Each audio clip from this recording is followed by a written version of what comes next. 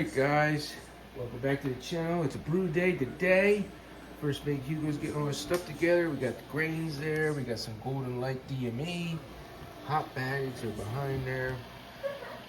Coming up to strike temperature. Hop additions. Fuggles. Then it's Styrian Golding or Celelia hops. They'll be at another one, and then East Kent Goldings.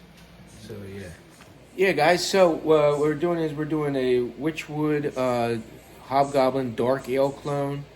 And so basically I got it on brewyourown.com, I think was where I found the recipe. So that's basically, it's for the recipe, it's 4 pounds Marisada, 1 pound Crystal 80, well I think it was Crystal 75 or something like that, but so whatever, I mean I sourced 80. 4 ounces of chocolate, and then 3 pounds of light, the light DME I just showed you over there. So we got an ounce of Fuggles at 60, ounce of the ounce of the Styrian Goldings or Celelia, how do you say that? At 30, and then an ounce of East Kent Goldings at 10. Then Irish moss I always throw in there, and then Nottingham is the go-to yeast for today. I think I guess any English ale yeast would work, but they in the recipe it was Ringwood, whatever. But I went with this because I don't like using liquid yeast, and Nottingham is like a workhorse for me. I never have any issues with it. It's really good. But the only thing with the hops with these English recipes, I've noticed that even in the Brew Bible, they just they always do. Okay, you have your full ounce of hops at the 60, but then all at the other points, like at 30 and 10, it's like 0.75 ounce, like almost a whole ounce, but not. And then, point this ounce. I'm like, dude, I'm throwing the whole freaking ounce in. I'm like, I'm not going to sit there and weigh this out.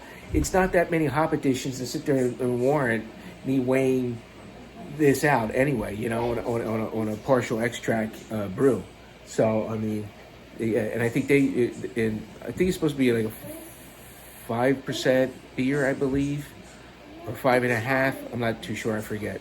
But it only used. That's why I went with 4 pounds. I'm trying to keep it low.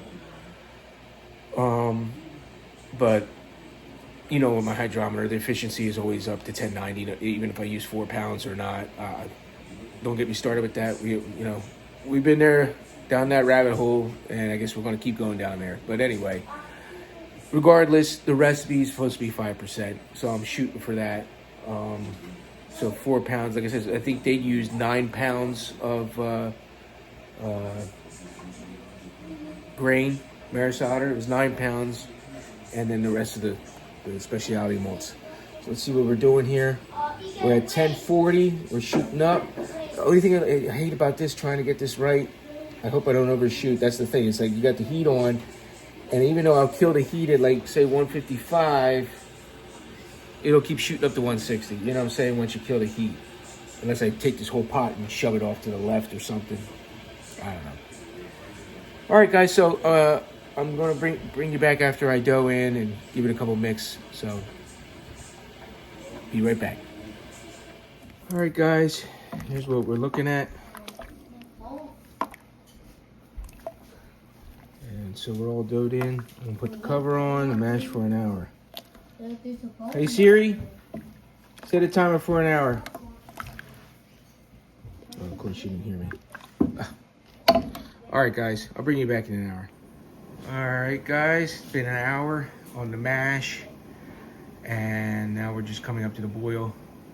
First hop addition about to go in. I'm trying to set my alarm here. Timer. All right, let's see. And boom, 1 hour. First hop addition. Fuggles. All right, guys, we're at the 30-minute mark. There's your next hop addition, Styrian Goldings, or that C name.